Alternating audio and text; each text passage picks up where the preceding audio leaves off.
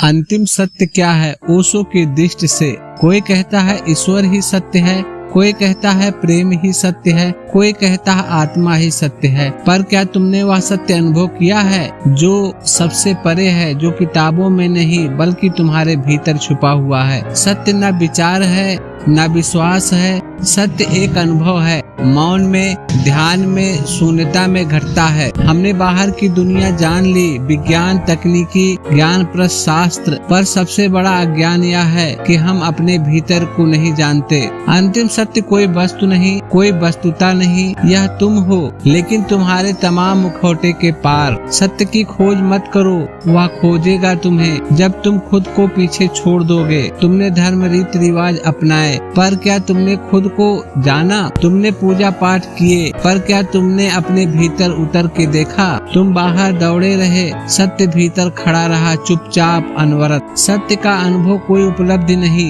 यह तब घटता है जब मैं की भावना मिट जाती है। ओशो कहते हैं तुम सत्य को नहीं पा सकते, सत्य तुम्हें पा सकता है जब तुम स्वयं विलीन हो जाओ। तुम्हारा अहंकार, तुम्हारी धारणाएं, तुम्हारा डर, ये सब पर्दे हैं जो सत्य के प्रकाश को छीन लेते हैं। अंतिम सत्य कोई शब्द नहीं, कोई नाम नहीं, कोई रूप नहीं, पर सब कुछ वही है। सत्य वह मौन है जहाँ कोई प्रश्न नहीं बचा, जहाँ कोई उत्तर नहीं बचा, बस शुद्ध हो जाना बचा। तुम ध्यान में बैठते हो, सांस पर सजग होते हो, विचार ठहर जाते हैं, तब जो शून्य बचती है वही अंतिम सत्य है। कोई परिभाषा नहीं, कोई सीमा नहीं, पर अनुभव अनंत है। अंतिम सत्य शब्दों में नहीं बच सकता, पर उस दिशा में पहला कदम मौन है। अगर तुम सत्य को समझना चाहते हो, श्वासन करो, ध्यान करो, हर क्षण जागरूक रहो, भीतर उतरने का साहस रखो, और फिर जो शून्यता, जो मौन,